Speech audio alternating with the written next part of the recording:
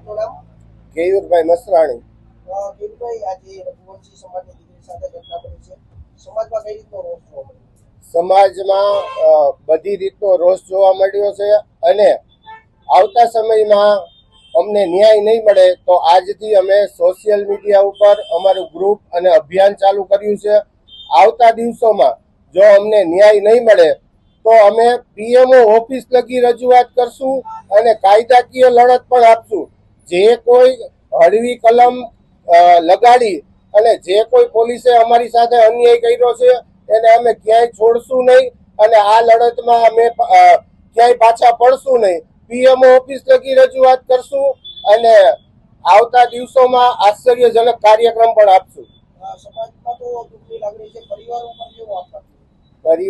પરિવાર ઉપર જે વ્રજઘાત પડ્યો છે અને જે 14 વર્ષની છોકરીનો બનાવ બન્યો છે, હજી એની માતા સંપૂર્ણ હોશમાં નથી અને પરિવાર ઉપર ખૂબ જ દુઃખ આવી પડ્યું છે.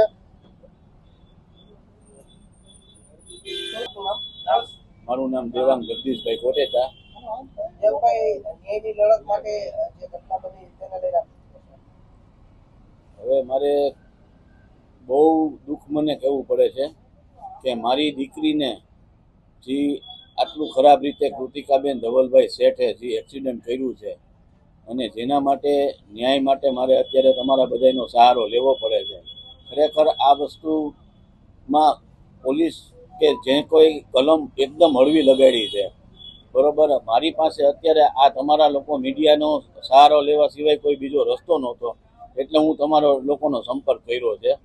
હવે જો હજી અમને ન્યાય કલમ એને જે કાયદા મુજબ નહીં લાગતી હોય તો અમે હજી કાનૂની લડત આપી અને અમે જે જોગવાઈ મુજબ, કાનૂનની જોગવાઈ મુજબ જે કાંઈ કલમ લાગવી જોઈએ એ લગાડવાની અમે પૂરેપૂરા મરણીય પ્રયાસ કરશું.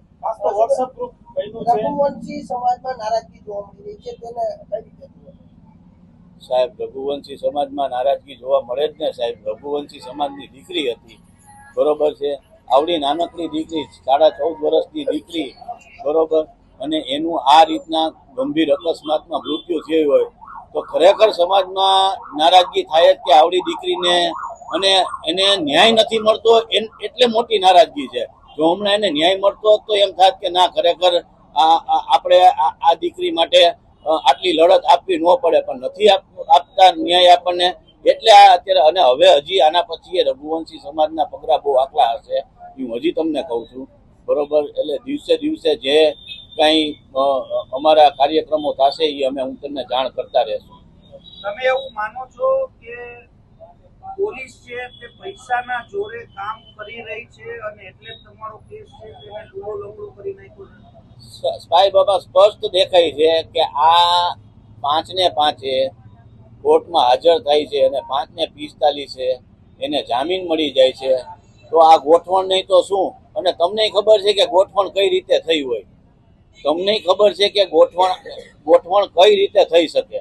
તો હવે આનાથી વિશેષ તો હવે હું તમને સ્પષ્ટ શબ્દમાં શું કહેવું એમ.